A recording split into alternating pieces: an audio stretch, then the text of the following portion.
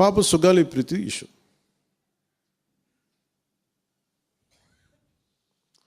పండ్లున్న చెట్టుగా రాళ్ళు పడతాయంటారు. ఎవరైతే చేయూతనిస్తారో, ఎవరైతే ఆదరిస్తారో వాళ్ళని తిడితే ఎట్లాగా? అసలు ఈరోజు సుగాలి ప్రీతి అనే కేసు ఎలా ఎక్కడి నుంచి బయటకు వచ్చింది మీరు చెప్పండి. ఇలాంటి అన్యాయం జరిగిందని ఎవరికి తెలుసు? ఈ రోజున గత ప్రభుత్వం 2019, 2024లో ఒక ప్రభుత్వం మీద, అప్పుడు ముఖ్యమంత్రి మీద మాట్లాడటానికి అసలు ఎవరికైనా ధైర్యం ఉందా? ఒక ముఖ్యమంత్రిని ఒక మాజీ ముఖ్యమంత్రిని ఆ టైంలో అరెస్ట్ చేస్తే రావడానికి ఎవరు లేరు రోడ్ల మీద. అలాంటి పరిస్థితుల్లో ఓడిపోయి 2 చోట్ల ఓడిపోయి ఉన్న ఒక ఎమ్మెల్యే వాళ్ళ పార్టీకి వెళ్ళిపోతే ఏ మానసిక స్థైర్యం, ఏ ధైర్యం, ఏది ఉంటుంది చెప్పండి ఎవరికైనా? మరి అలాంటి సమయంలో నేను ఒక తల్లి పడ్డ వేదన తీసుకున్నా. నాకే సరదానా 2 లక్షల మంది జనం మధ్యలో నడుచుకుంటూ వెళ్ళి ఆ సమస్యను హైలైట్ చేసి వాళ్ళు సిబిఐకి ఇచ్చారు. సిబిఐకి ఇస్తే మన ఇంటర్నల్ పేపర్ వర్క్ మనకి ఎలా తెలుస్తుంది? ఇంటర్నల్ పేపర్ వర్క్ వాళ్ళు ఇస్తే వాళ్ళు ఏంటంటే జీవో రిలీజ్ చేశారు. మా దగ్గర నుంచి వెళ్ళింది కానీ ఎక్కడికి వెళ్ళాలో అక్కడి నుంచి ప్రొసీడ్ చేయాలి, అక్కడ ఆపేశారు. హోంశాఖ నుంచి వెళ్ళింది సెక్రటేరియట్లో ఎక్కడో నెక్స్ట్ ఫైల్ ఢిల్లీకి వెళ్ళాల్సిన అక్కడ ఆపేశారు. మేము హోంమంత్రికి సిబిఐకి పంపించేసాం అంటే లెటర్ చేశారు, లాక్ చేసి లాకర్లో పెట్టారు. ఇది జరిగింది. ఈ ప్రాసెస్లో ఏం చేశారు, వాళ్ళకి ఈ కేసు కొంచెం సెన్సిటివ్ కేసు కాబట్టి మీకు చెప్తాను. సుగాలి ప్రీతి నేను ఎందుకు కొంచెం సున్నితంగా మాట్లాడాలి ఈ విషయం ఏదంటే, మీకు ఒక అన్యాయం జరిగినప్పుడు, ఎవరికైనా ఒక అన్యాయం జరిగినప్పుడు మనం ఏం చేస్తామంటే, నాకు ఆ వ్యక్తికి శిక్ష పడాలి, ఇంకింతే ఉండాలి. వాళ్ళు ఏం చెప్తున్నారంటే, ఎవరైతే ఈ వెనకున్నారో, మరి గవర్నమెంట్ ద్వారా వచ్చారు, గత ప్రభుత్వం ఎలా వచ్చారో, వాళ్ళు ఏం చేశారంటే, మనం పెట్టిన ఒత్తిడి, ఆ రోజు 2 లక్షల మంది మనం జనంతో తీసుకెళ్ళి అది నేషన్ వైడ్ ఇష్యూ అయ్యేటప్పటికి వాళ్ళు చేసింది ఏంటంటే, మనం చేసిన పోరాటం వల్లే ఎస్సీ ఎస్టీ అట్రాసిటీ కేసు బాధితులకు చట్ట ప్రకారం ఇచ్చే ప్రయోజనాలు, పరిహారాలు వారి కుటుంబానికి దక్కాయి. కర్నూలు రూరల్ మండలం దిన్నెదేవరపాడులో 5 ఎకరాల వ్యవసాయ భూమిని కేటాయింపబడింది. ఆ గ్రామం కర్నూలు నగరానికి 9 కిలోమీటర్ల దూరంలో ఉంది. ఈ రోజున మార్కెట్ వాల్యూ కనీసం ఎకరాకి అది వాళ్ళు చెప్పడం మీరు క్రాస్ చెక్ చేసుకుని 2 కోట్ల వరకు ఉంటుందని చెప్తా ఉన్నారు. వీరి కుటుంబానికి కర్నూలు కార్పొరేషన్లో కల్లూరు వద్ద 5 సెంట్ల ఇంటి స్థలాన్ని కేటాయింపు చేసిన ప్రభుత్వం. సెంటు 10 లక్షల నుంచి 15 లక్షల వరకు ఉంటుంది. పాప 2 తల్లిదండ్రులకి రెవెన్యూ శాఖలో జూనియర్ అసిస్టెంట్గా ఉద్యోగం ఇవ్వడం అయింది.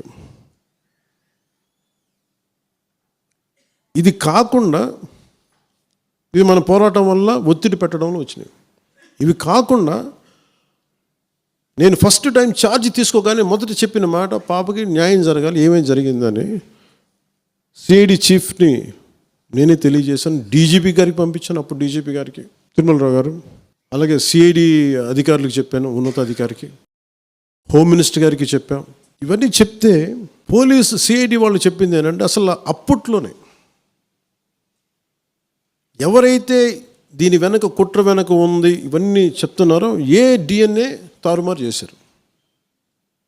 ఎలా తారుమారు చేసి ఉండాలి?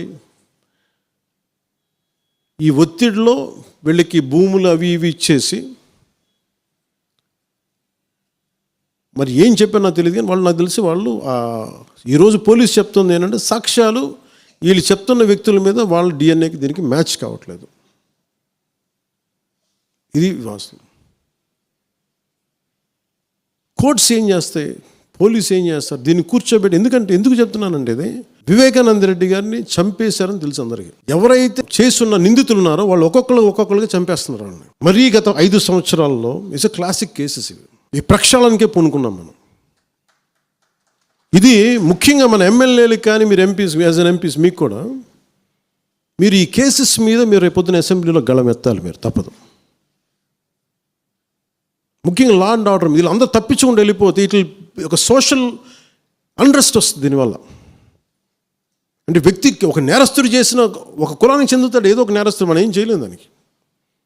ఇందాక అరుణ చెప్పినట్టుగా ప్రతి ఒక్కరు ఏదో కులానికి చెందాలి, వేరే దారి లేదు మనకి. మనం వేరేలా పొట్ల ఏదో కులానికి చెందాలి. కానీ తప్పు చేస్తే కూర్చోబెట్టి పలానా టక్కమైన ఒక మాట అనేస్తారు. పలానా ఎక్స్ చేసాడు అన్నావు, పలానా కాస్ట్కి చెందిన వాడు చేసాడు అంటారు. అసలు ఇంత కాస్ట్ ఎక్కడి నుంచి వచ్చిందో తెలియదు క్రైమ్కి.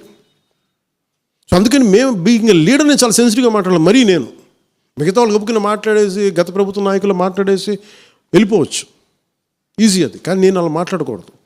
దట్టు నేను ఇప్పుడు డిప్యూటీ సీఎం పదవిలో ఉన్నాను కాబట్టి నేను చాలా ఒళ్ళు దగ్గర పెట్టుకుని మాట్లాడాలి. అందుకని ఇవన్నీ మీరు ఒక్కసారి దీంట్లో కూడా ఆ పాపకి న్యాయం జరగాలి, దోషులుంటే శిక్షింపబడాలి. ఇలా ఒత్తిడి పెట్టాల్సిన వారికి కూడా నా విన్నపం ఏంటంటే, మీరు అసలు ఈ కేసు ఎవరి వల్ల బయటకు వచ్చింది మీరు చెప్పండి. సో మా త్రికరణ శుద్ధిని, మా చిత్తశుద్ధిని మీరు తక్కువ ఎంచిన. ఇక్కడ కేసులు వాళ్ళు కూర్చోబెట్టి నేను వెళ్ళి సాక్ష్యాధారాలు నేనేం క్రియేట్ చేయలేను. అక్కడ గత ప్రభుత్వం చేసిన తప్పులు కొనేసారు వీళ్ళు చాలామందిని. మరి ఏం కొన్నారు, ఎలా కొన్నారు, దీని మీద కేసు పెట్టాలి. ది లెట్ ఎంటైర్, ఇది నా ఒక్కటి కేసు కాదు, ఇది ఎంటైర్ సొసైటీకి ఇది సిచ్యువేషన్. మీరందరూ కూర్చొని ఒకసారి మన ఎమ్మెల్యేస్ అందరూ కూడా, మన నాయకులందరూ కూర్చోబెట్టి you try to take it to home minister గారు, including law and order CM గారి దృష్టిలో చేతిలో ఉంటుంది కాబట్టి నేను ఇంతకుమించి దీని మీద మాట్లాడకూడదు. అందుకని నేను శిక్ష పడాలని కోరుకుంటాను. ఇంతకుమించి కాకపోతే ఏమైపోతుంది, నా మీద నన్ను లాగడం చాలా తేలిక అందరికీ.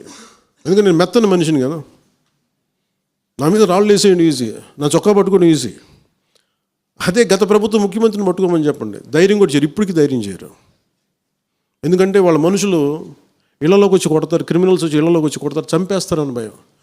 మనం ప్రజాస్వామ్యం కదా, మనం భరించాలి. అందుకని దయచేసి దీన్ని మీరు ఒకసారి కూర్చోబెట్టి ఒకసారి మన గౌరవ శాసనసభ్యులు, మంత్రివర్గ సహచరులు, లెజిస్లేటివ్ కౌన్సిల్ మెంబర్స్, పార్టీ నాయకులు అందరూ దీని మీద ఒకసారి, స్పోక్స్ పర్సన్స్, వీర మహిళా నాయకులు, మీరందరూ ఒక్కసారి కూర్చోబెట్టి ప్రతి ఒక్కరు కూడా దీని మీద, ఇది ఎందుకంటే ఇది ఒక కేసుగా చూడకండి, ఇది గర్ల్ చైల్డ్ తాలూకు ప్రొటెక్షన్ చాలా ఎసెన్షియల్. అందుకని దీన్ని సోషల్ మీడియా యాక్ట్ కానీ ఇవన్నీ మాట్లాడాలని పొద్దున్న నిర్ణయించుకున్నాం. ఇది ఒకసారి మీ దృష్టికి తీసుకొస్తా ఉన్నాం.